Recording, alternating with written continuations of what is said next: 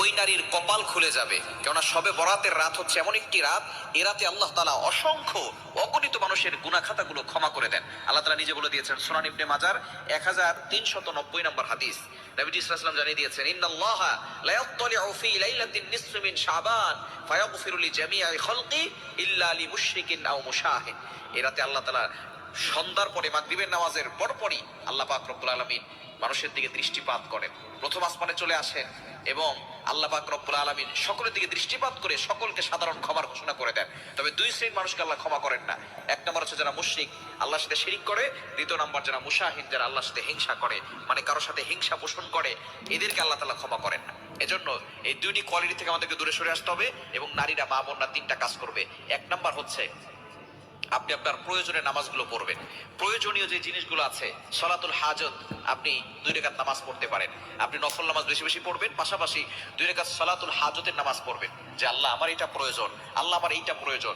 কারণ আল্লাহ তাআলার কাছে চাইলে আল্লাহ তাআলা সবকিছু দেন। প্রতিদিন কিন্তু আল্লাহ তাআলা শেষ রাতের শেষ অংশে প্রথম আসমানে এসে বান্দাদেরকে ডাকতে থাকেন এবং এই রাতে, শবে বরাতের রাতে আল্লাহ তাআলা প্রথম আসমানে এসে সন্ধ্যার পর থেকেই ডাকতে থাকেন। আর আমরা অনেক সময় হালুয়া রুটি বানাতে বানাতে ব্যস্ত হয়ে পড়ি।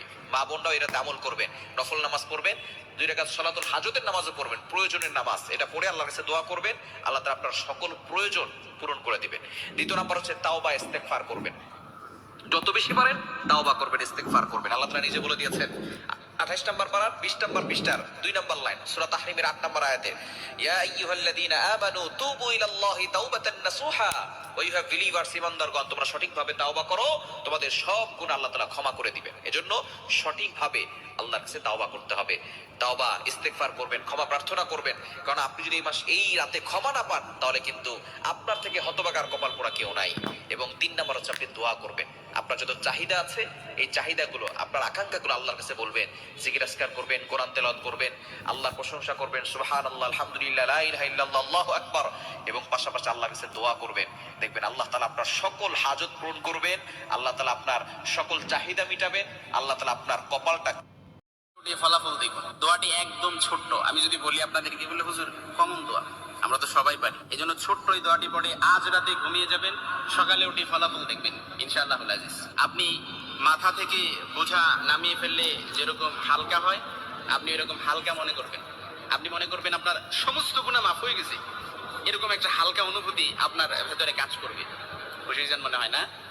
এই জন্য আমরা যদি ছোট্ট এই দোয়াটি পড়ে আজ রাতে ঘুমাতে পারি, সকালে উঠে ফলাফল দেখবো ইনশাআল্লাহুল আজিজ।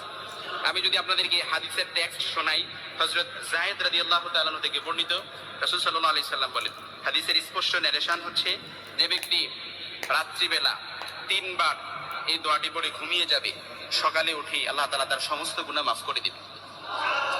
সুবহানাল্লাহ বাড়িতে যায় বলে। এই জন্য আজ রাতেই যদি এই দোয়াটি পড়ে ঘুমাতে পারেন, সকালে উঠে